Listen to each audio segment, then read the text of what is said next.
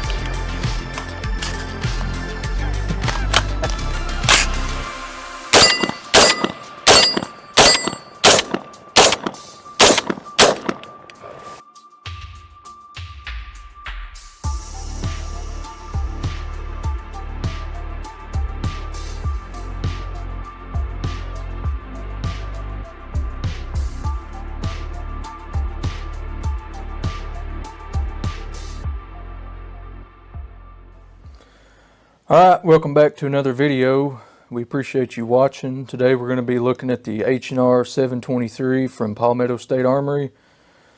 These were introduced, I think, about a year ago now. Maybe January 4th of 2024 was the release date for the original 723 from PSA. This one's a little different.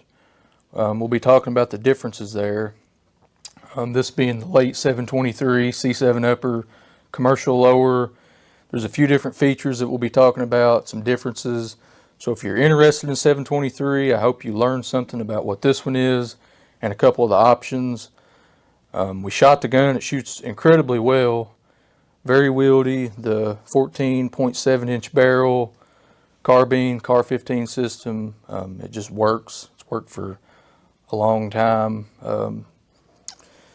What was it, the late 60s, we had early Car 15 carbine Colts. They were experimenting with different barrel lengths. You had 11.5, 10.5. 80s was kind of, they settled on this. I think it was originally 14.5, but like it is out of the box, it's a 14.7 inch barrel and it works. So that's what you get. We're going to do some brief history first. We're going to be talking about really early M16 style Colts. A predecessor to this one would be this carbine right here next to the M16. So we'll do a bit of history first and then we'll get into the 723. We'll talk about a couple of things I've done to it. And like I said, some of the options from Palmetto if you're interested in 723. So take it away. All right, so to kind of set the stage for the 723, we're going to look at some earlier carbines that Colt did, but to the AR-15. We're all familiar with the M16A1, I'm sure, and we've got an SP1 there. We're not really going to go over it because we get the idea. But Colt's first attempt was the XM177 series, and their first successful one was the XM177E2. This is not one of those. It's pretty close. But this would be more of a 653 or 654. It was an export model, but that's not important. What we are looking at mainly is we've got a carbine gas system, which at the time, was a new thing. The original would have had probably a 10.5, 11.5, 12.5, whatever, and then with the big moderator that I'm sure you guys have seen before. And then we've got these carbines were the first appearance of the 30-round magazine. So, these technically aren't the standard capacity of an AR. If you want to go back to the 60s, it was 20. But then these were kind of seen as the new submachine gun that the military was using, so they got extended magazines. Another feature that they added on that's different from just the normal M16 is a collapsing stock. Now, it's not adjustable like today where you've got 6 different positions. We've just got 2. And the reason for that at the time was you were shooting if it was out or you were carrying it when it was in. There wasn't any body armor, so people weren't, adjusting it to their liking. It was in or out. And then they also went with, you can kind of tell from me hitting it, this is an aluminum buttstock, and then it's got this kind of sleek, almost hard rubber finish on it. This particular one's slick-sided, but at this time they were experimenting, with forward assist as well, so that wouldn't be out of place. The sight on this one, which will kind of contrast with the 80s and 90s, is the Armson OEG, and you can look up, we've got a video on that about how it works. It's a very interesting thing, but then from the front on, it pretty much stays the same between these 2 models. So we'll go ahead and focus in kind of on the 723 now that we know what came right before it here. So I'm going to let Jesse take back over because it's his rifle and he's done some fun stuff with it. So Yeah. So 723 was released in or around 1985, I believe. This was never formally adopted by the military, but Colt came up with this new design, kind of like a manufacturer would today. It's a new rifle, marketed it towards law enforcement, private security, paramilitary, kind of that realm of people that do that work. Also for export. I know there were some countries that picked this up and used it, law enforcement, military, whatever it be. I can't remember the country exactly. There was probably a few or several maybe. But yeah, they introduced the 723 mid-80s. What kind of made this a standout rifle and what people still think of it today is it was picked up by Delta Force, the U.S. Army Special Operations Group. They liked the carbine system. They liked the 14.5-inch barrel. It had, like Thomas said, a 2-position stock, but they would do modifications in the Armory, put it on a milling machine, make different attachments, different points in the stock so you could set it to your liking. So they really started doing some interesting stuff in that 80s to late 80s, early 90s time periods with rifles that kind of get us into modern day, the M4 system, which the XM4 was, it was a thing. It was being tested on by the Marines, I think. At this time, you're looking at mid-80s, the A2 had been adopted by the Marines, I believe, at that time. The Army wouldn't until 86, I think. So all these guns had transitional features. You had some that were A2 government lowers. You had A2 commercial lowers. You had forward assist, different shapes, teardrops, round. These would have mostly, I think, A1 sights. The A2 sights would be, I think, the 727 or maybe 733. I can't remember exactly. But they would look pretty much like this. And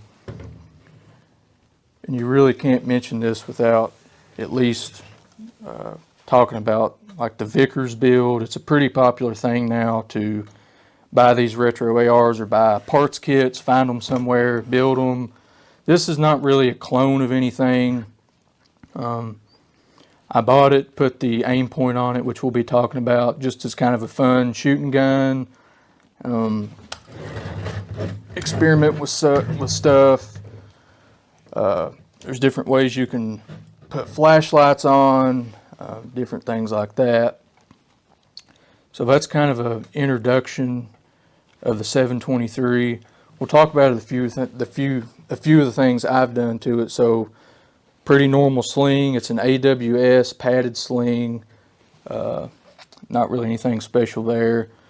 So this is a Kinsight weaver rail that mounts into the carry handle. Vortex, I think 0.84 low mount mount, and then you've got the Aimpoint Pro on top. The Aimpoint Pro is pretty similar to the footprint originally, the shape of what the operators would have been using in the 80s and 90s with the old Aimpoint systems. So you've got options there if you're looking at building a rifle. I mean, you can find the old aim points. They're kind of expensive for what they are in a lot of opinions. You can buy a new aim point that's less than $500 for that sight, for that red dot. I mean, it's modern, it looks relatively the same, and it works good.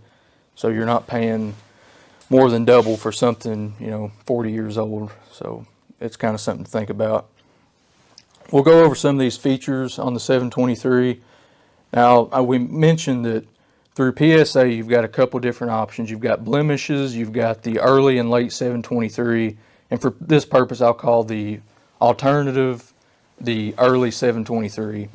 On PSA, it's just the 723. This one being called the late 723. Unfortunately, we don't have one of those to look at for a comparison, but I think I can give you the general idea. And as far as I know, as of 2 weeks ago, there was still 2 options plus the blemish options for both those rifles. This one's the late 723 blemish. So it had one little scratch on the rifle. The colors match pretty well. I think it might be luck of the draw, what they give you off the shelf. Some may come a little scratch, some may be almost 100% perfect. I think it's just whichever one they pull, but it's very nice. Besides that one little scuff at the back of the rifle here. So both the options from PSA have the A2 birdcage, 14.7 inch barrel. So you get to the handguard here. This is a 6-hole carbine handguard. There is a difference in the 2 options. The other 723 from PSA does have 7 holes. These originally would have had 6. I'm not sure why the difference there, but that is a small difference. Delta ring. So the other 723 does not have the brass deflector. That is a difference there. The late 723 through PSA does have the brass deflector, forward assist. The other one does not have the brass deflector. Stock, this one is a 2-position fiber-like Colt. It's a reproduction of what would have been on these rifles in the 80s. Now the early 723 from PSA has a, I believe, 6-position, which is a bit of a difference. You're going from 2 to 6. 6 is more modern. It gives you some more options if you're wearing, a coat, wearing gear, whatever it is. Keep that in mind. You can, I guess, always do the old-fashioned way and mill some more holes in your system there to get whatever you want. But this is correct with two position.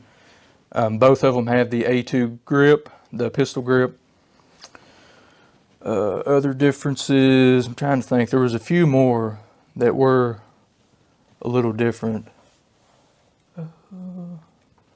Not coming to me right now, but everything on this rifle is pretty much how it should be. They both had pencil grips. That was one, or pencil barrels. That was a thing that they had in common. Trying to think. I can't think of anything else though. This one, I guess, well, yeah, the biggest difference would be the C7 upper and the commercial off-the-shelf lower. So we'll get a shot of the markings on this rifle. Take this mag out.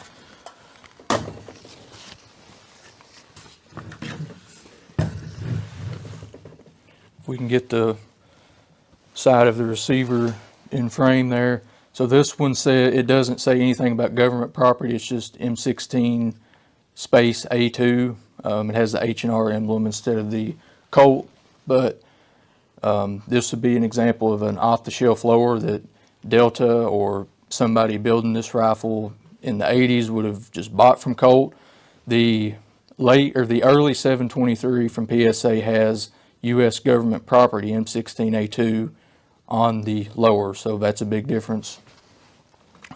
We talked about earlier the brass deflector on this model. The other one did not have the brass deflector, so that's a big difference there. This was, they ordered these uppers from Colt Canada. The C7, they liked the A1 sight with the brass deflector. Delta or military, police departments, whoever had the option of finding those and building a rifle kind of how they wanted. So pretty cool. Shoots really good. I was impressed right out of the box. It came with one mag, gray mag. It's just a normal. It's got a H&R stamp on the bottom, 5.56. I mean, it's not base plate on that? not different from just a regular PSA mag. I mean, I've had this one for a long time. I mean, they're the same thing. That one's gray, this one's black, but this one has a PSA stamp. So the newer, if you buy one of the retro line Colts, it will be gray with the H&R stamp on the bottom. I don't have the book with me, but in the box with the gun you have a little booklet for the AR. It's a small thing. It's not like a really big printed book like you might get now. So I guess it's maybe trying to seem a little older, but it's got the breakdown of all the parts, how to disassemble clean, how to take the stock off, the hand guards, the grip, everything. So it's kind of cool they added that in there. Talked about the Aim Point Pro. Seems like it does pretty good. I liked it shooting. It's not zeroed completely in yet. I was using irons for part of the shooting, but it does really good. The dot looks really good. It's got night vision functions. I think the first 6 settings on the dial are for night vision. Goes all the way up to a really big dot if you were shooting in broad daylight, complete sun. So it was a little overcast today, so I think like the first or second setting was perfect. A really small dot. If you're shooting at a smaller plate like that from 30 to 40 yards, you want a pretty small, precise dot to look at. It's clear. I really like it. The Vortex, the low mount, you can find those on eBay and Amazon. You can probably order them through a lot of retailers too. It was, I think, $25, $26, and it does fit the Weaver carry handle mount. So it'll fit a pick too, but I was needing something that would fit a Weaver. And a few of the options, I think there's a mount from Aim Point, a low mount, but I don't believe it fits the Weaver rail. I'm not exactly sure. I did some research. I couldn't find exact answers, so I went with the Vortex, and it does fit the Weaver. Anything else? Talked about the Kinsight, the carry handle mount. You got anything to add, Tom? Well, I can talk about how we went from this to the M4. Okay.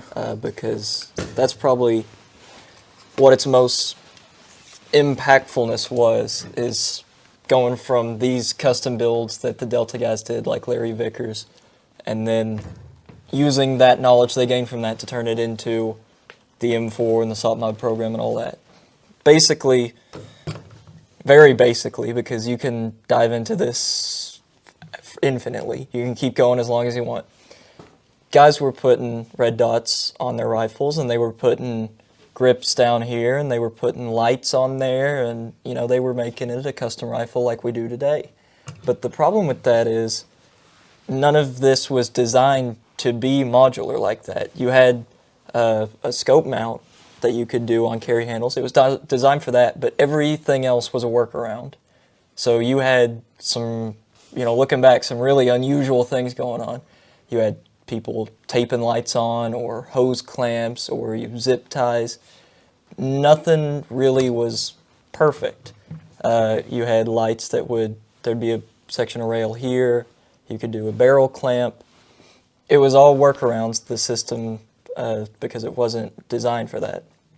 So learning from that, they got the opinions of those guys that were doing all this customization, and you can look up pictures to all the crazy stuff they were doing, and they came up with flat top receivers and quad rails.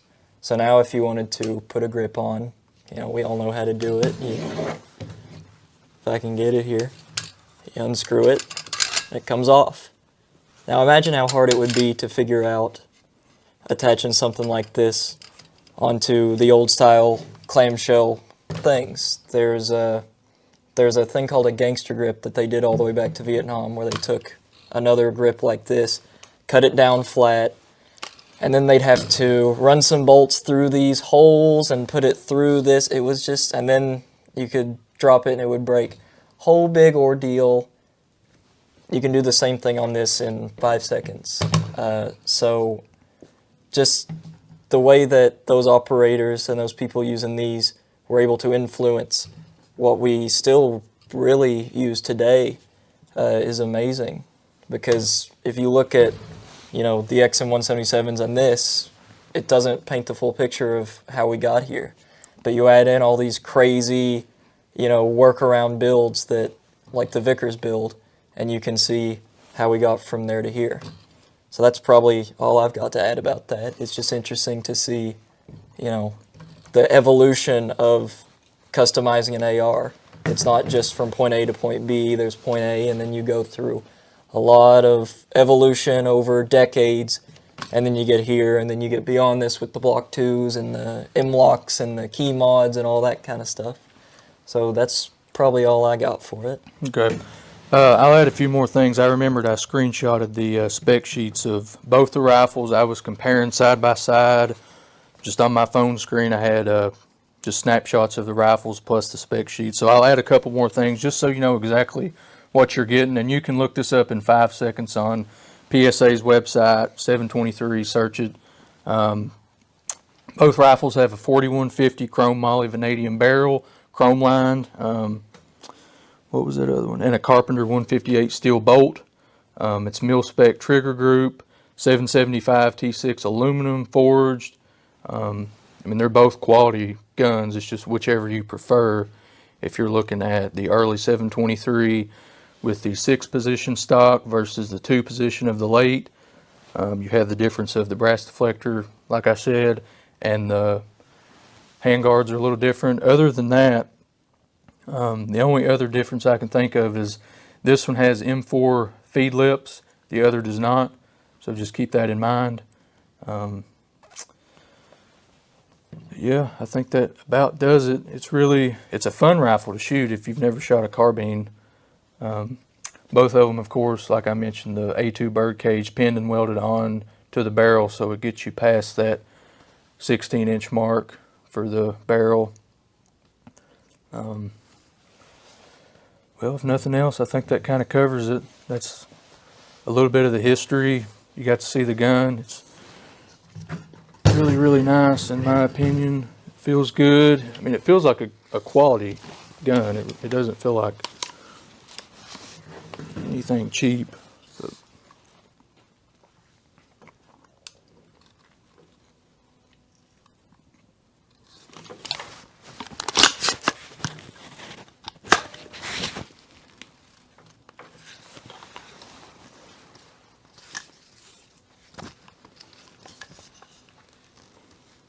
And I believe you have the option between gray and black. I don't know if that's on both of them, or I think the late 723 is the gray and the other is the black. So that's something to think about too.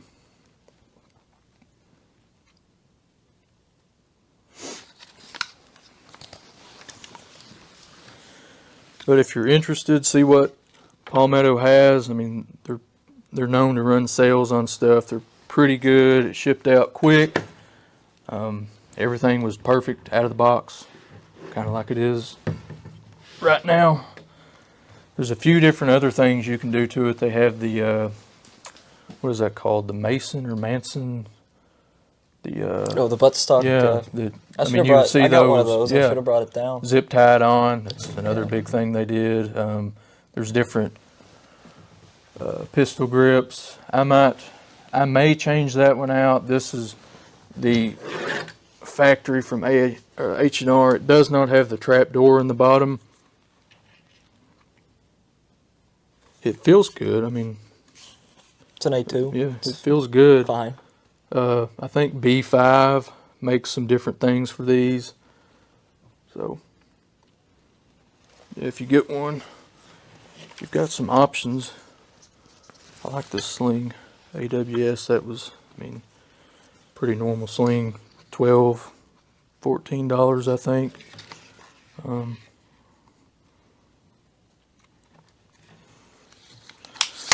So yeah, I think that about does it for the 723. I hope you learned something. If you're interested, no, if you're interested in one, I hope that maybe this helped a little bit. It was at least entertaining for us. I think it was a little informative too. So yeah, that's all we got today, I think.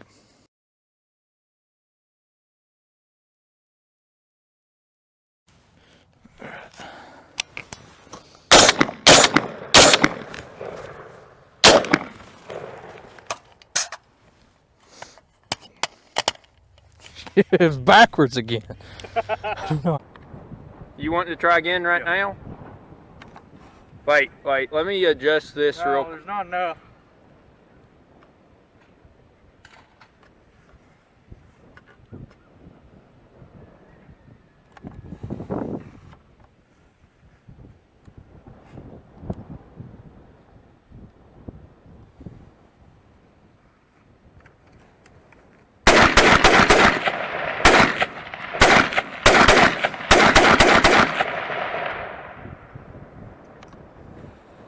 We got a cool video today. Welcome back. We appreciate you watching. We're going to be taking a look at the H&R 723. This is a reproduction of the Colt 723 from the 80s. Available through Palmetto State Armory now. We're going to talk about some of the history, a couple of the things I've done to it, and we're going to do some more shooting. It should be fun.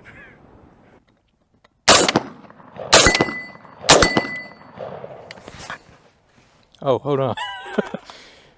Yeah, I didn't think that one through. I was supposed to do it.